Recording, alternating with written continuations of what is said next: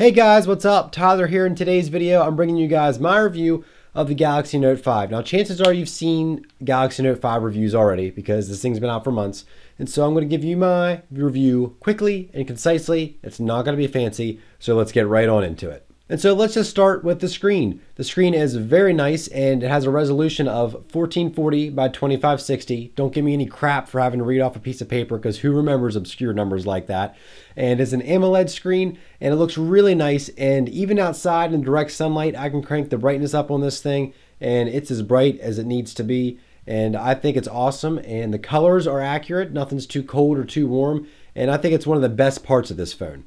And so on the bottom of the phone on the front, we have the fingerprint scanner / home button. It works. It's not the best. The iPhone 6 and 6S, I think, works a little bit quicker than this fingerprint sensor, but I don't really lock my phone with a password anyway, so I just disabled it. It's not a big deal to me, but it'd be nice if it was a little bit faster. And then on the front at the top, we have the 5 megapixel selfie camera. It's a shame they call it a selfie camera because it's not always about selfies, but it is 5 megapixels. It takes a pretty good picture compared to previous phones that I've had. And if you want to see a detailed camera review, I actually uploaded that video a couple weeks ago. I'll be sure to link it in the description. But the front camera is 5 megapixels and the back camera is really nice and has a crazy resolution of 5,312 by 2,988. Like, where do they get these numbers? It's 16 megapixels and it can shoot 4K video, and it can also shoot 1080p in 60 frames per second. And so the camera is another really nice point about this phone. The screen and really the whole phone's pretty awesome, but the camera is really nice. Sometimes it overexposes a little bit, but if you want to see more details about that, check out the video I made just for the camera. On the bottom, we have a micro USB slot. I wish it was USB-C, but it doesn't matter to me. I have a Winter Gear reversible micro USB cable anyways. And then they have the S Pen, which is really nice. I did a video about the S Pen in 5 seconds. You should check it out. The best part about it is this. It clicks and it's very satisfying. I did not use the S Pen as much as I really wanted to. It's nice to take quick notes and like doodle things really quick, but I just found myself doing that more often than not, doodling. But it's nice, the feature where you pull it out and just write a quick note. It's really nice, and you can just save it to your device and view it later.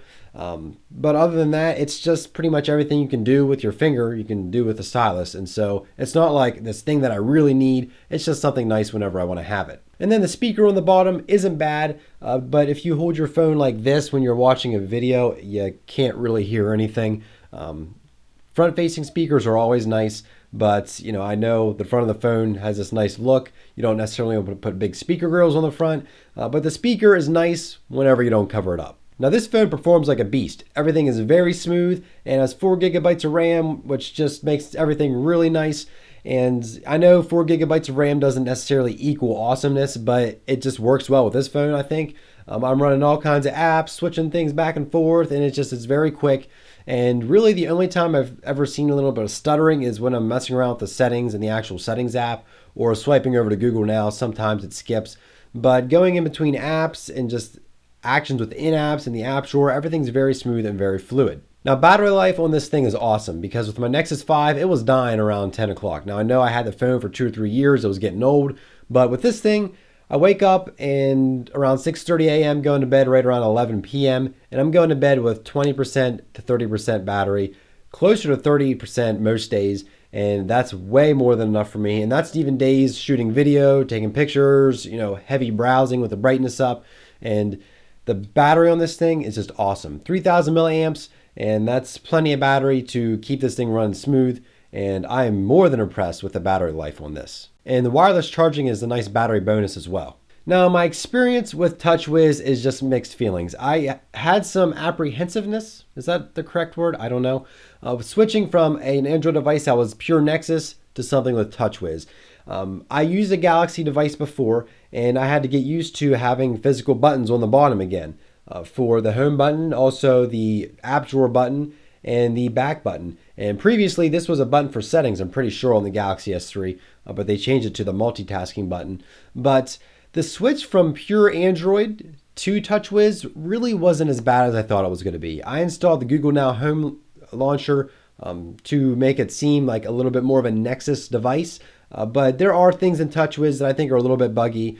Sometimes when I open up the phone, like random apps will open, like the camera will open, and I'm like, no, I didn't press the camera shortcut. I just tried to unlock the device. So I think little things like that are software issues.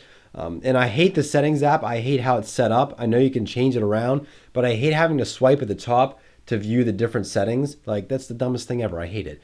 But if my settings app is the worst thing I have to say about this phone, that's really not that bad. But overall, I really like this phone, and I liked it a lot more than I thought I was going to, because I was actually like really on the fence about getting this or the iPhone 6s Plus. And I'm glad I got this. And it's really nice. I mean, the build is really premium. It's different from the Note 4, which had the leather back.